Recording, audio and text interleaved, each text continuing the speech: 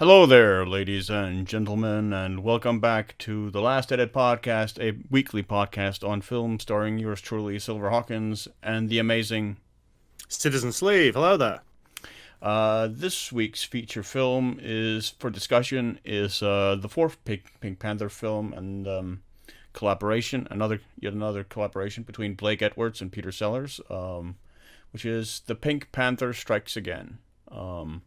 It is the Pink Panther film where they really just throw out all the marbles, like they go all out for just a complete slapstick comedy, utter silliness. It's basically like a Warner Brothers cartoon, in a lot of areas, and plenty of callbacks to the Marx Brothers of old.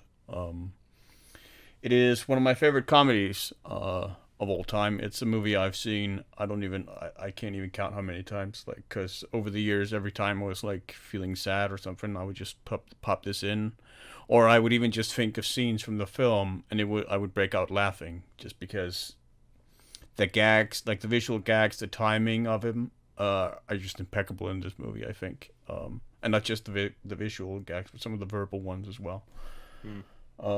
Like you said your dog did not bite. That is not my dog. Right? Legendary joke from the film. But yeah, I absolutely loved it, and I have have a special affinity for the performance by Herbert Lom as Chief Inspector Dreyfuss, where he just hams it up completely in this film. With his notorious eye twitch. Yeah, I this movie is just like from start to finish. It's just breakneck gag nonstop, and most of them hit. And yeah, it's just I love it. It still holds up for the most part, though I do think it's blunted a little bit in my old age. But that's may also just be because I've seen it like, I don't know, 50 times or something. I think it's the first time I've ever seen it. As I said to you, I'd seen the first Pink Panther film, but my affinity was more with the cartoon in the 80s than it was with the films. So yeah, I found it really interesting. It was really funny to watch with you because you're right. The Marx Brothers, Three Stooges, that physical comedy that you'd often get in those type of eras, it's just there. It's a recapturing of that kind of era. Yeah, And Buster Keaton. It's such a breakneck pace as well. I mean, my God, the speed at which the jokes flow, and the rise of the Chief Inspector from madman to glorious Machiavellian madman is absolutely brilliant. Well, the former Chief Inspector. Former Chief Inspector, I should say, yeah. Even the opening is just like so properly slapstick. Yeah, Clouseau. So it starts out with the former inspector who's in this mental asylum, who's just about to have his final review to possibly be released. And in the former film, again, I'm not au fait, but he was driven essentially insane by Inspector Clouseau. Yes. And Clouseau turns up to be a witness for his final review. And the moment he sees him, prior to that, he's in with the psychiatrist, and he's talking about getting out and what he's going to do and how things are going to be great. And he's trying to test him by saying Clouseau and doing things that Clouseau might do. And there's a Clouseau, like a almost lifelike Clouseau doll in the background. All these triggers, and he's like, "No, I'm all, everything's fine. I am all good. There's no issue here." Soon as he meets Clouseau outside, he gets smacked into a river. He claws himself out, smacked back into a river. Just straight off the bat, straight in with the comedy. And you're right, Herman Lamb in this is really, really good. So, and the film kind of centers around him as this villain. He becomes a super villain. Yeah, which is good. With a doomsday weapon. It's like a slapstick comedy Bond movie. Yeah, in many ways. You know, the way it's structured, the way the laughs roll. That drawbridge scene, dude. Yeah, that is absolutely hysterical. Clouseau tries to storm the castle, the moat, single-handedly. To Henry Mancini's score, like Inspector Clouseau's theme is the actual name of that theme. Yeah, it just goes do do do do yeah. do do do do do do. It's wonderfully sedate, and it just goes really, really. It just emphasizes like the comedic value of every single ridiculous attempt he makes to cross the drawbridge in the moat.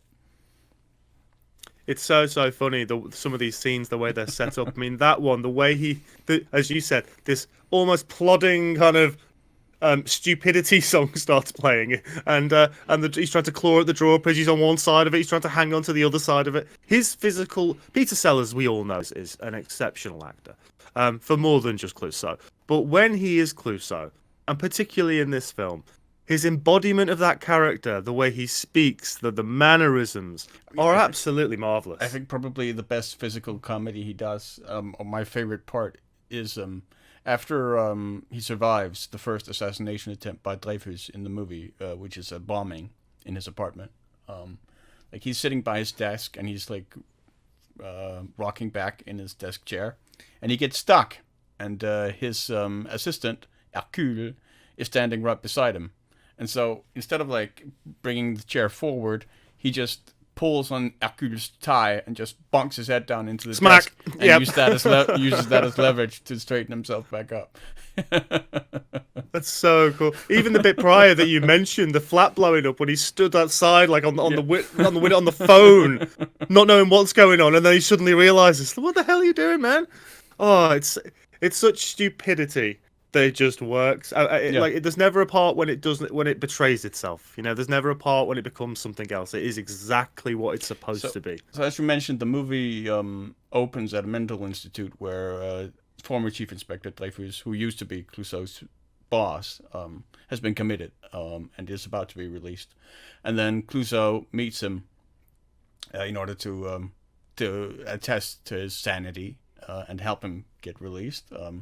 Because Clouseau is just so benevolent, and but unfortunately that meeting does not go well, because wherever Clouseau goes, disaster strikes, and disaster then strikes Dreyfuss, and Dreyfuss goes insane again, and again, like Herbert Lom, like the way his voice reaches the fever pitch and goes like, kill him as he runs after Clouseau.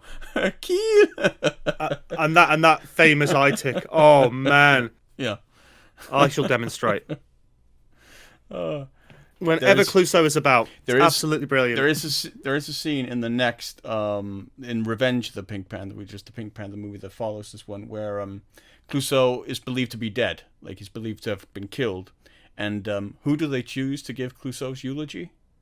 Dreyfuss. Of course. So Dreyfuss stands there, and he's basically breaking out laughing because it's the speech, the eulogy he's about to read, has been written by the police chief's wife, or the commissioner's wife. And she's sitting in the front row, and he goes,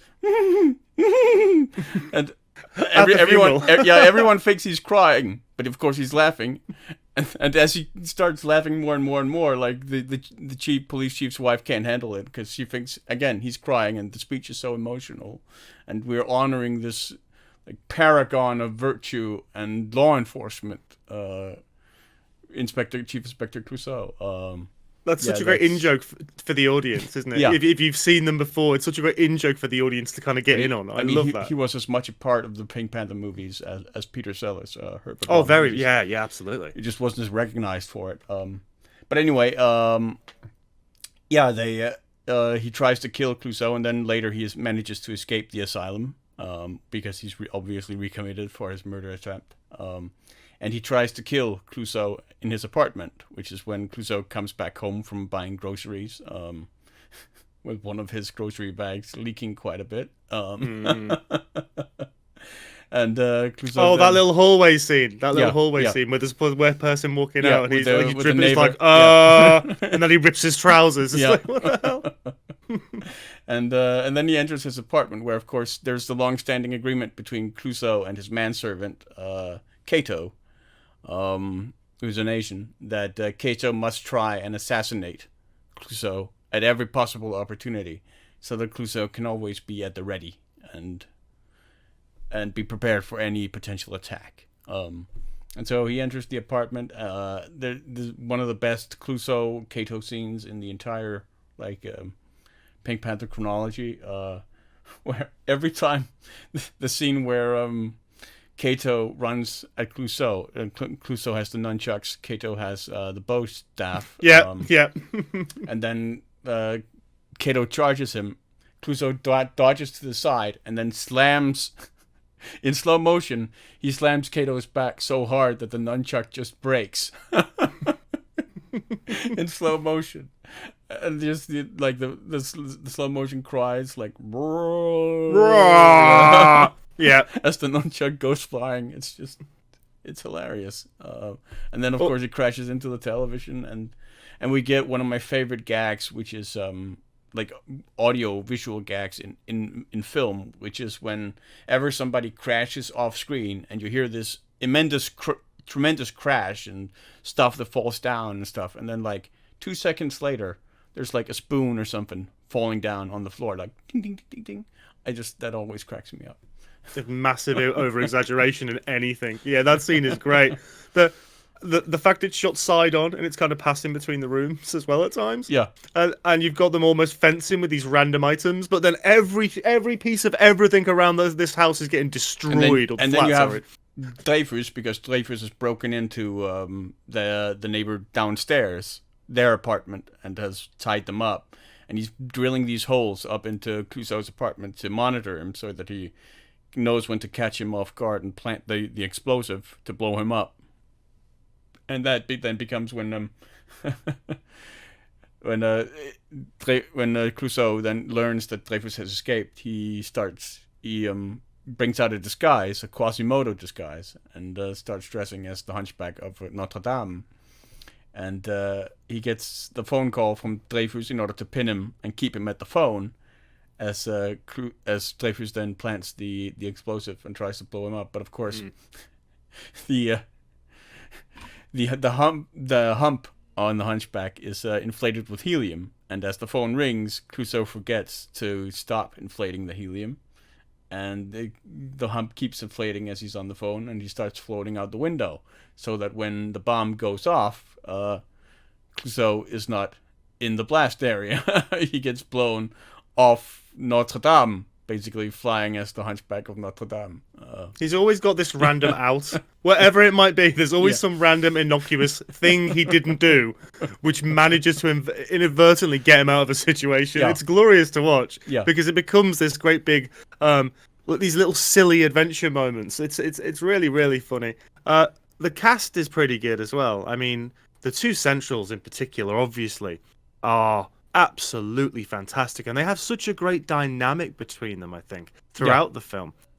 When you mentioned that drilling the holes scene, where he's, it just reminded me of 28 Days Later, but the reverse comedy version, like Christopher Eccleston drilling the ceiling, and Herman's like every room, and there's that one bit where he drills almost up into the foot, but not quite, and then he gets stood on. Yeah, so funny. He needs to pick out the sawdust from the hole he drills. And he puts his finger out. On his finger. Yeah.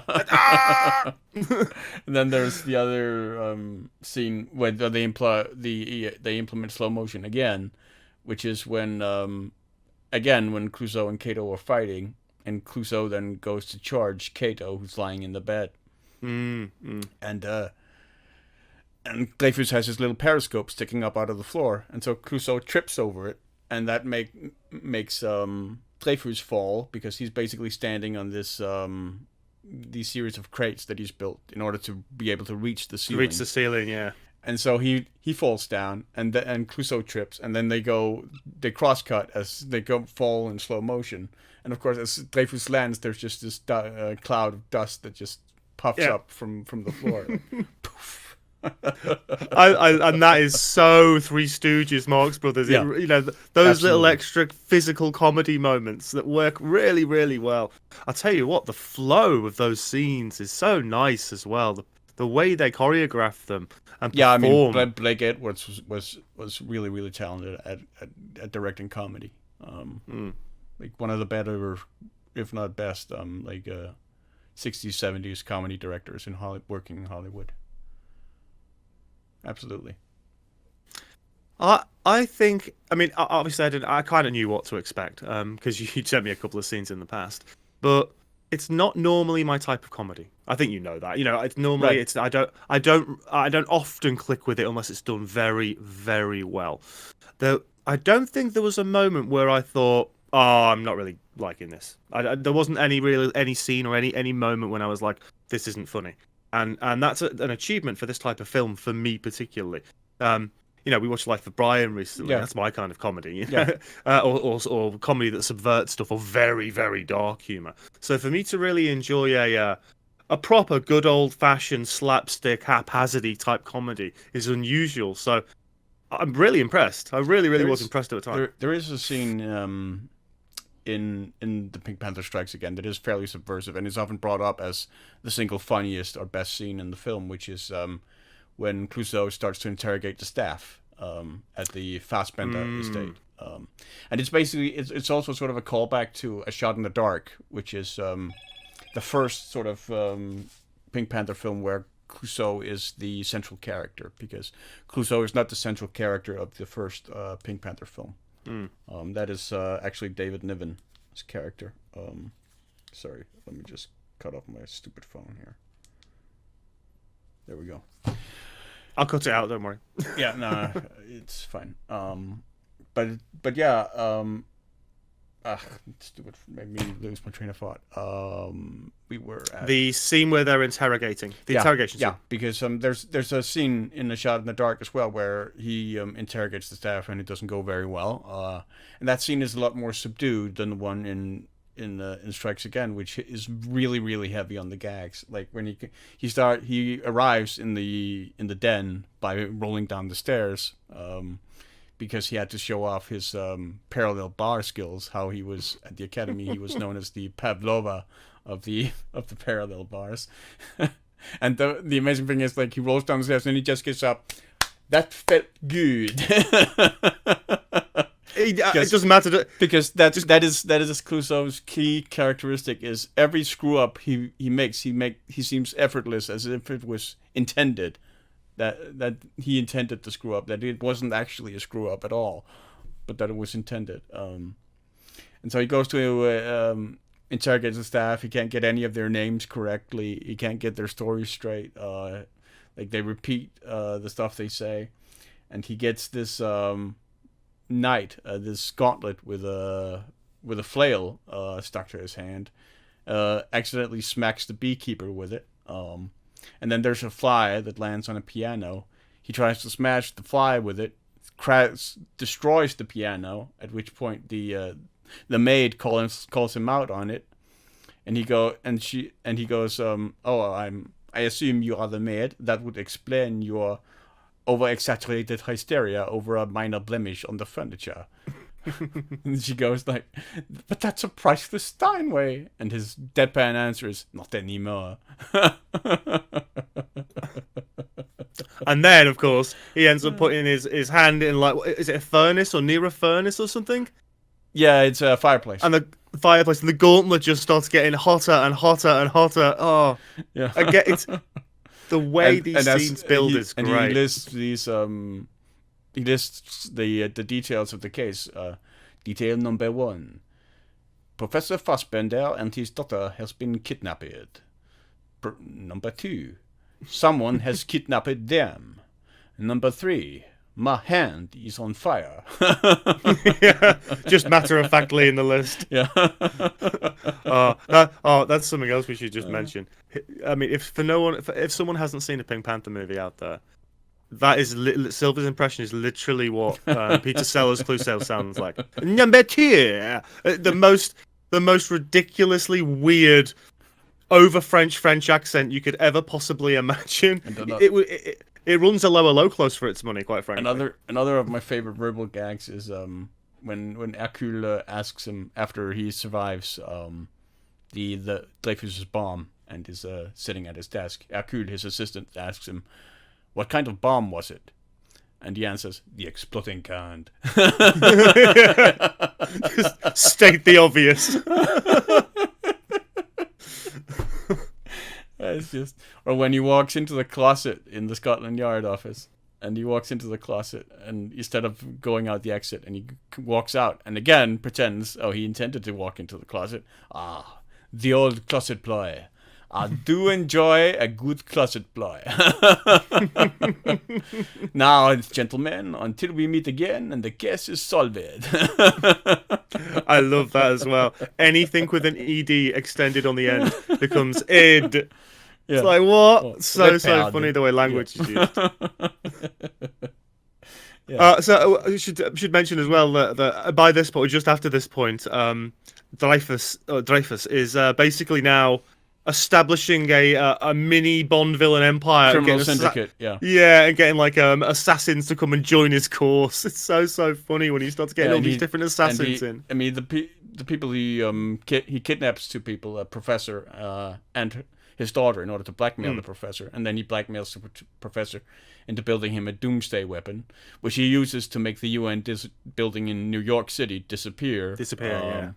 And then threatens the world that if they don't murder Clouseau, he will make an entire city disappear. And of course, that makes every assassin in the world come after Clouseau, all of them converging when Clouseau goes to investigate the Oktoberfest in Munich, which leads to a pretty amazing montage of international assassins failing to kill him. Like yep. In the most buffoonic ways you could possibly imagine. Yeah, one of my favorites being the two who almost get him in the bathroom stalls, where they go on either side of him, and then he sits down in the bathroom, loses his toilet paper, bends down to pick it up, and that's when they try to shoot and then shoot each other. Yeah. Yeah. Oh, some of them are so obvious, but they're so well performed and so silly. Yeah. I really like the presidents, not the presidents, and like they're all like our governments are after him and everything as well now. So it's not just even the assassins; everyone is after him. And then the pace even speeds up beyond that, you know. But that montage in particular, the pace of that is so quick and immediate and so interesting that you don't have time to think when you're watching this film because you're just giggling all the time at the utter stupidity you're seeing on screen. Yeah, because it's just gag. There isn't really any like breathing room. It's just throughout from beginning to end.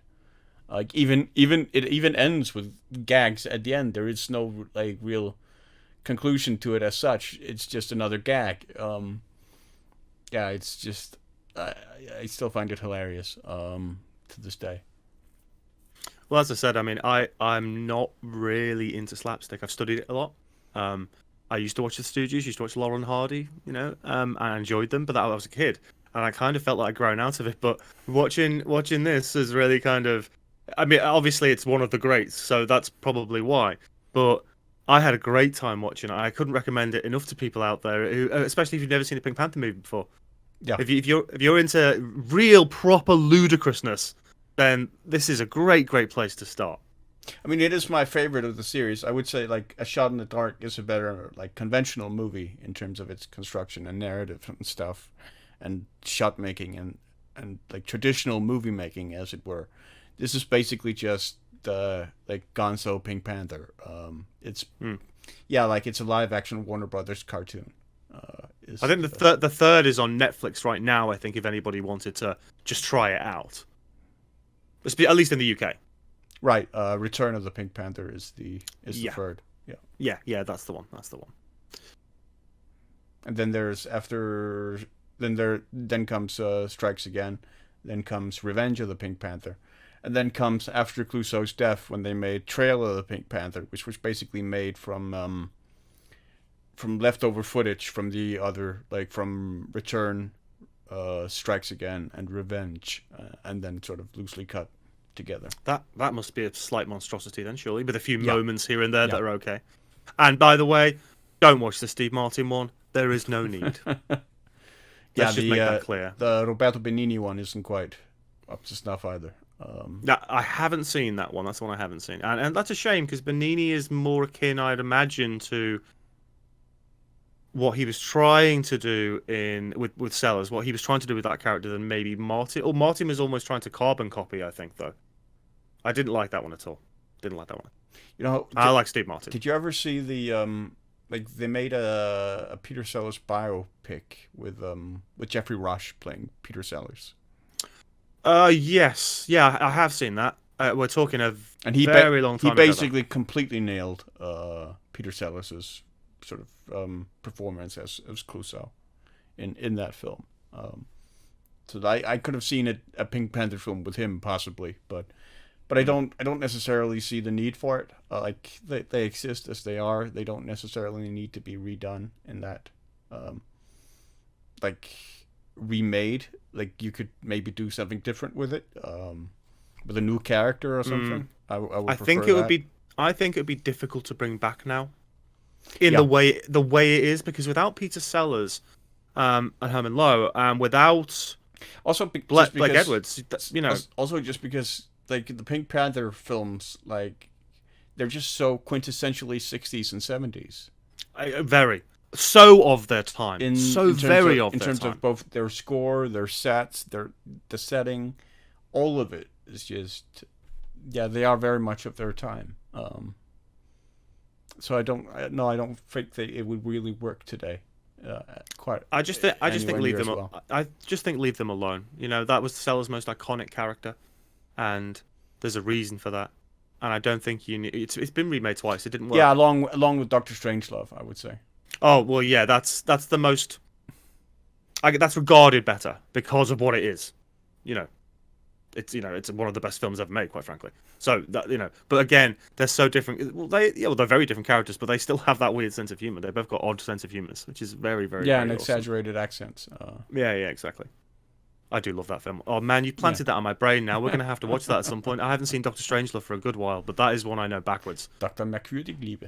Yeah, love that film so much. Really, really do. And again, he's bloody outstanding in Peter Sellers. I think sometimes the arm that won't quite listen to. Oh yeah.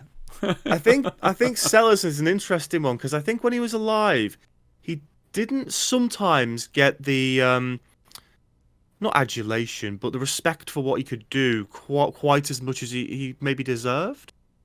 He was well respected, but I just think looking back on his career and what he did and like, the stuff we've watched him in, I mean, maybe that was some of it, but a lot of it was also just that he was enormously difficult to work with. I mean, you listen to, I mean, his relationship with Blake Sellers, and they made what 6 or 7 movies together. It was frequently contentious. right, okay, and Blake Sellers is a really easygoing guy. He's very much a '60s kind of guy. And yeah, Peter Sellers was very much a prima donna. But right, okay, but he was a genius in terms of his comedy. I don't think there's any getting around that at all. No, he's up there with. He was a master of his craft.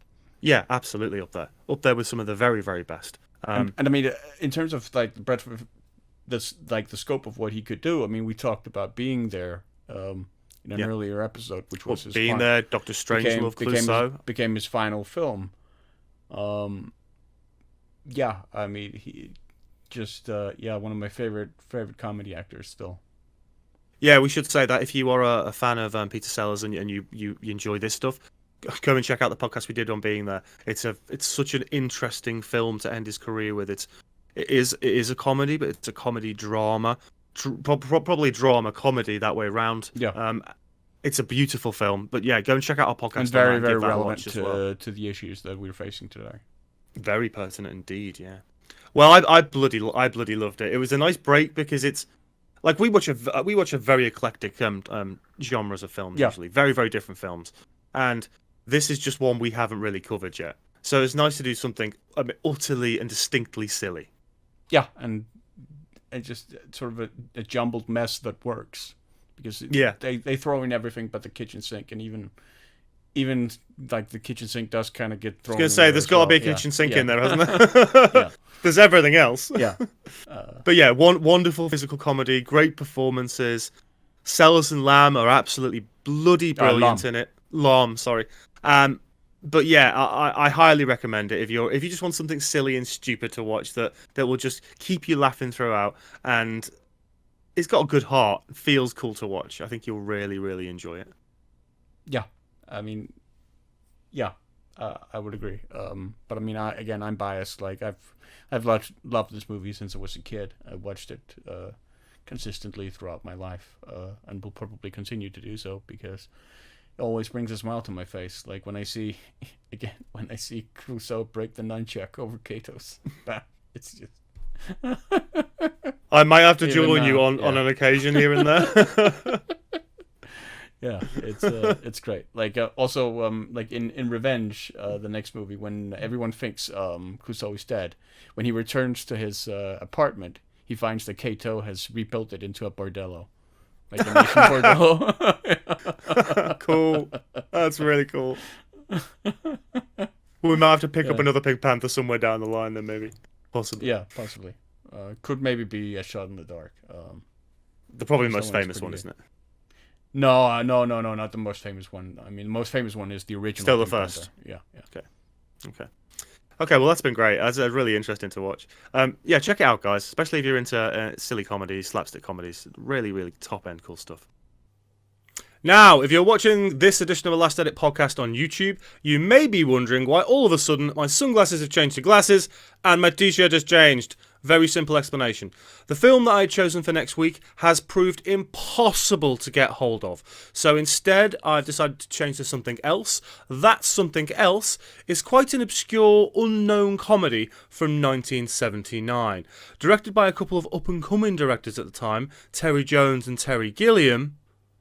Of course, I'm talking about The Life of Brian, Monty Python's magnum opus. One of my favourite films of all time, my favourite comedy of all time, and an absolute slice of fried gold. It's a wonderful film.